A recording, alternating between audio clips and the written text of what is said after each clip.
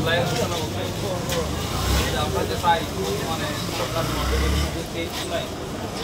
জুলাই যাতে আমি আপনি যারা আমরা করি আজকে সবাই সমান অধিকার আগেই ঘোষণা দিয়েছিলাম যে 31 তারিখে আমরা সেন্ট্রালে ঢাকা সেন্ট্রাল শহীদ মিনারে আমরা একটা প্রোগ্রামও করছি।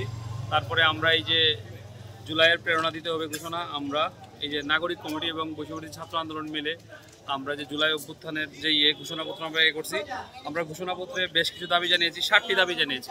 আমরা এখন সাধারণ জনগণের কাছে এই লিফলেটগুলো বিতরণের মাধ্যমে আর দাবিগুলো পৌঁছে দিচ্ছি, যাতে সাধারণ মানুষও তাদের নিজের দাবিগুলো সম্পর্কে সচেতন হয়। আর আমরা চাচ্ছি আমাদের এই দাবিগুলো যাতে আমাদের বর্তমান যে গভর্নমেন্ট আছে ওনারা যাতে মেনে নেন, আর এই অনুযায়ী যাতে কাজ হয়। আর এই অনুযায়ী কাজ হলে আগে যেমনভাবে একটি সুযোগ শ্রেণী যারা শাসনে ছিল তারাই আমাদের উপর নির্যাতন করতো, আর তারাই এই দেশ থেকে বেনিফিট নিত, বাকি সাধারণ নাগরিকরা সব কোনো বেনিফিটই পেত না। আমরা চাচ্ছি যে আমাদের যে ইয়েগুলো দিছে এগুলো যদি বাস্তবায়ন হয় তাহলে দেশের সর্বস্তরের একদম নিম্ন শ্রেণী থেকে উচ্চ শ্রেণীর সব নাগরিকরা সমান অধিকার পাবে।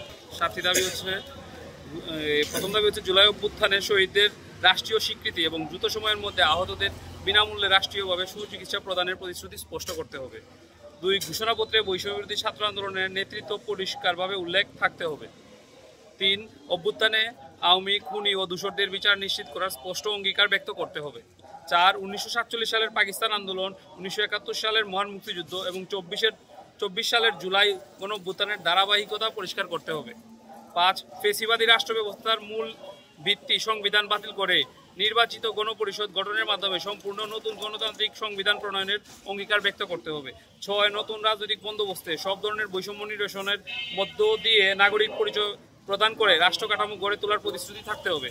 7, জুলাই অভ্যুত্থানের একমাত্র প্রধান লক্ষ্য আওয়ামী ফ্যাসিবাদী সরকারকে উৎখাত করা ছিল না, বরং 53 বছরের বৈষম্য শোষণ ও ফ্যাসিবাদী রাজনৈতিক ব্যবস্থা বিলুপ করার লক্ষ্যে এ অভ্যুত্থান সংগঠিত হয়েছে। সুতরাং বিদ্যমান ফ্যাসিবাদী রাষ্ট্র কাঠামো বিলুপ করতে সব ধরনের সংস্কারে ওয়াদা দিতে হবে।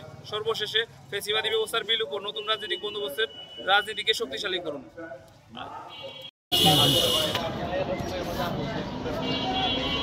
ইমান ভাই একটু ব্যবস্থা করেন। সবাই